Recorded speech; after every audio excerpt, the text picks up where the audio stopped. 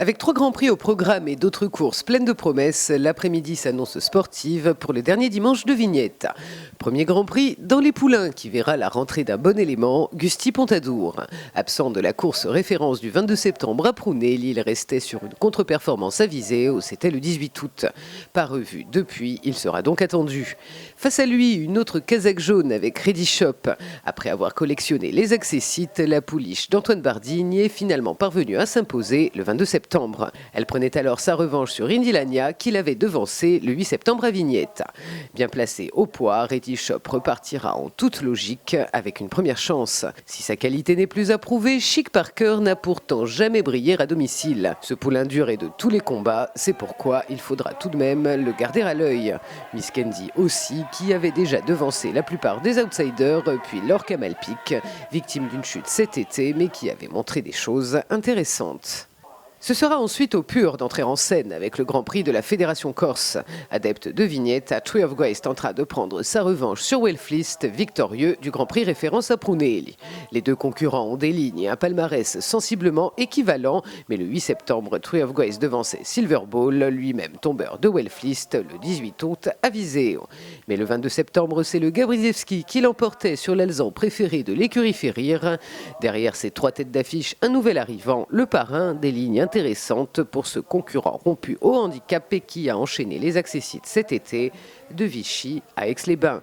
Il faudra aussi surveiller Ami Intime qui reste sur 2 victoires à Bastia et pourrait bien mettre tout le monde d'accord si elle place le même finish. Le 3e Grand Prix sera consacré à la spécialité locale, l'anglo-arabe. Les 4 à 6 ans proposeront un plateau de grands choix et fort prometteur. Et une revanche à prendre dans le haut du tableau entre Foxy du Pecos et Ézéchiel de Kerser. Ce dernier s'était imposé dans le Grand Prix de Prunelli alors que son 2e dauphin avait adopté une tactique de course née au vent qui n'avait pas vraiment fait son affaire. Mélodie Céleste était alors venue s'intercaler entre les 2 leaders, mais en reprenant ses habitudes d'attentiste, le Pecos aura une vraie chance d'offrir ce Grand Prix au maître des lieux. Mais ces 2 concurrents ne seront pas seuls, loin s'en faut, et les places vont être chères. Mélodie Céleste, tout d'abord, associée à Sylvain Ruiz, elle aura à cœur de confirmer sa performance de Prunelli. Léo Malpic aussi, qui tentera de se rapprocher d'Ézéchiel de Kerser. La grande interrogation sera Ryan Elsol, moins percutante cette année.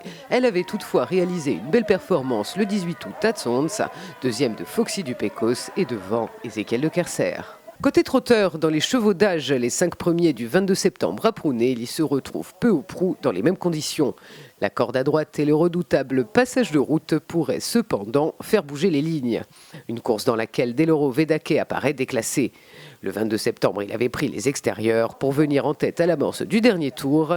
Multiple placé de groupe à Vincennes et détenteur de prestigieux titres en province, il n'a pas eu de mal à rester né au vent en épaisseur et tenir en respect son voisin de boxe, Banco de Liton. Un Deloro Vedake redoutable gaucher, mais qui remportait le Grand Prix de Bordeaux corde à droite au Bouscat, c'était au mois de mars de cette année. Le 22 septembre, le couplet gagnant terminait à 2 longueurs de leur suiveur, emmené par Bobby Debo. Ce dernier s'est depuis imposé à Bastia et se présentera en forme, à l'instar d'Aruna Desjacquet, 5e ce jour-là, mais qui a depuis terminé second à Casator le 6 octobre.